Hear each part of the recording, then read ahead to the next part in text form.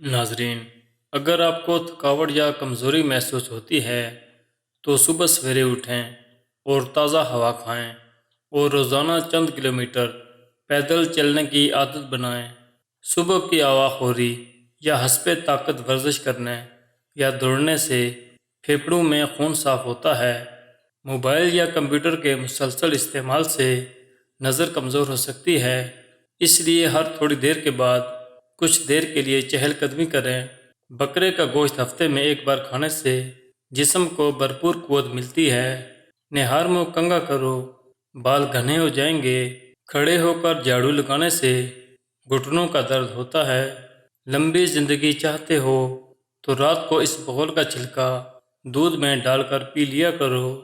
اگر آپ کا رنگ سانولا ہے تو گلاب کا عرق چہرے پر لگاؤ۔ چائے کو ہمیشہ ٹھنڈا کر کے پینا چاہیے۔ زیادہ گرم چائے پینے سے کینسر ہو سکتا ہے۔ دل کی بیماری سے بچنا چاہتے ہیں تو ناشتے میں پیاز ضرور کھائیں، اس سے دل کی دھڑکن بہتر کام کرتی ہے۔ اکثر ہونٹ پھٹ جاتے ہیں، روزانہ گائے کا کچا دودھ ہونٹوں پر لگا لیں۔ چھالوں پر ہرے دھنیا کا عرق لگانے سے چھالے جلدی ٹھیک ہو جاتے ہیں۔ بھاپ سے ہاتھ جل جائے تو متاثرہ جگہ پر آلو کے ٹکڑے کاٹ کر ملیں۔ پیٹ میں ہر وقت گیس رہتی ہو تو میتھی کے بیج کھا لیا کریں۔ ایک گھونٹ پانی کے ساتھ چھوٹی الائچی کو کھا لینے سے چکر آنا بند ہو جاتے ہیں۔ زیرے کو بھون کر کھانے سے منہ کی بدبو دور ہو جاتی ہے۔ منہ کی بدبو کی بڑی وجہ قبض ہے۔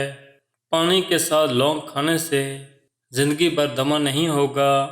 کالا لباس زیادہ پہننے والے بندے کا دماغ کمزور ہو سکتا ہے۔ ناریل کھاؤ، ہڈیاں مضبوط ہوتی ہیں۔ چہرے پر کیل مہاسے نکل آئیں تو کیل مہاسوں پر شہد لگا کر مساج کرنے سے کیل مہاسے ختم ہو جائیں گے۔ گرمیوں میں چہرے کی چکناہٹ کو دور کرنے کے لیے ایلو ویرا کاٹ کر چہرے پر لگا لو، چہرے کی چکناہٹ ختم ہو جائے گی۔ اگر ہمیشہ جوان اور طاقتور رہنا چاہتے ہو تو صبح آنکھ کھلتے ہی 3 دانے اجوا کھجور کھا لو۔ جو خالی پیٹ ادرک کا رس پی لیتا ہے وہ بوڑھا بھی ہو جوان نظر آتا ہے۔ روٹی کے بعد سیب کا چھوٹا ٹکڑا کھا لینے سے روٹی جلدی ہضم ہو جاتی ہے۔ کلونجی دہی میں شامل کر کے چہرے پر لگانے سے چہرے کی جھریاں ختم ہو جاتی ہیں۔